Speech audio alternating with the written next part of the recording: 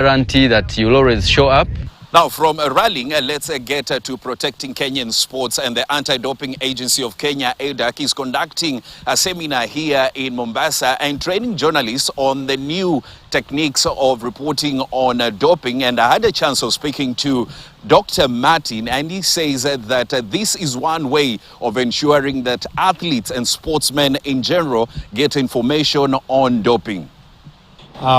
Basically, the mantra of the World Anti-Doping Code, which is the document that we use to implement the anti-doping program, is that the first experience for any stakeholder to interact with an anti-doping program should be through education rather than other processes that include testing.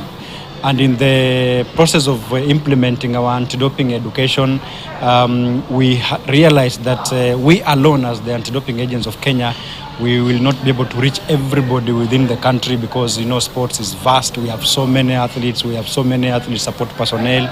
And then we identified a very important stakeholder that can help us disseminate this information as quickly as possible, because we need our athletes to understand their rules. We need our athletes to understand their obligations. We need them to have to have the competencies to make informed decisions as far as clean sport is concerned. And more probably, we also need them to appreciate the importance of creating an enabling environment and a fair environment for them to compete in a clean and fair play in the spectrum of ensuring that we protect that fundamental right that they do have. And therefore, journalists that are reporting on sports is a very, very strategic avenue for us through media houses, because the population listens to the media. They help shape opinion, they help shape attitudes, and we just want to make sure that we equip our journalists with the knowledge, first of all, and the skills, and give them the competences to be able to report accurately and be able to give the information that can help the public, and more so those who are fanatics in sports, to be able to make informed decisions. And basically that wholesome approach will really help us to be able to have an informed nation and just secure the image of the nation in terms of representing the country on the global stage in a clean way.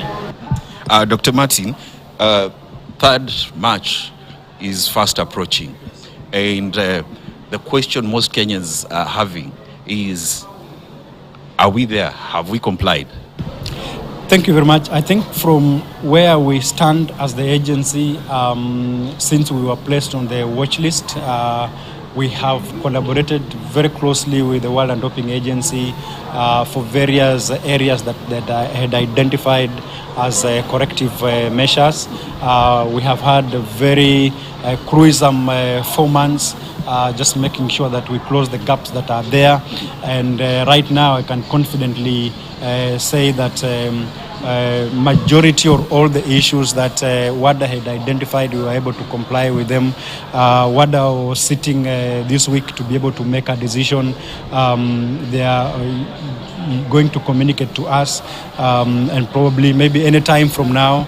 And I think that communication is going to be given by our CS Sports. It can be today or tomorrow. Immediately we receive that information. But from a technical perspective, we are confident that we are going to sail through, and we are going to exude confidence in the world that we are clean as a country as far as implementing the program is concerned. Are we doing enough in terms of awareness?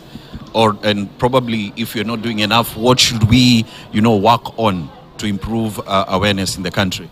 Of course, when it comes to awareness creation, we can't actually say we have done like 100% enough, because we have the elite level, different level of talents. There are others who are just coming up.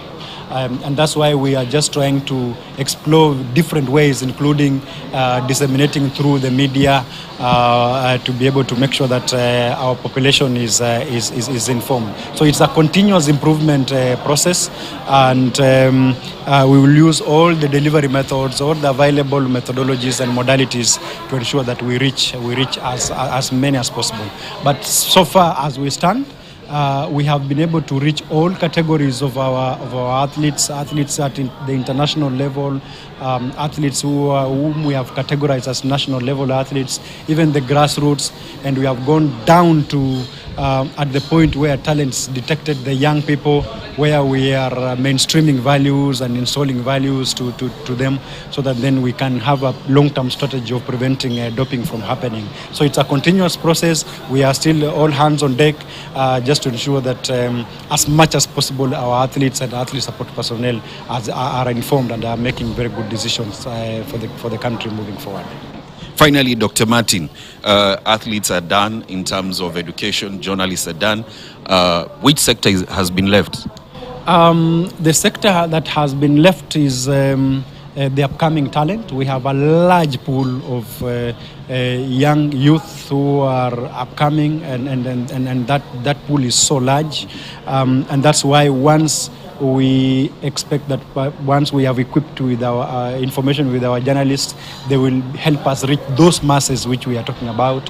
And also we are now working with basic level education under the curriculum, because as you know, we worked with KICD and we institutionalized values-based education into the curriculum. So we are going also now, the next move we are going to equip the games teachers, the PE teachers in school, so that then they can be able to help us mainstream these values into the upcoming young kids, so that by the time they are detected, by the time they are identified and nurtured, they have the values and they can be able to practice those values. And doping being one of the vices in sports, we expect that they will not be able to do the same. So we still have some work to do in terms of awareness creation as far as the fight against doping is concerned. Well, that is the Dr.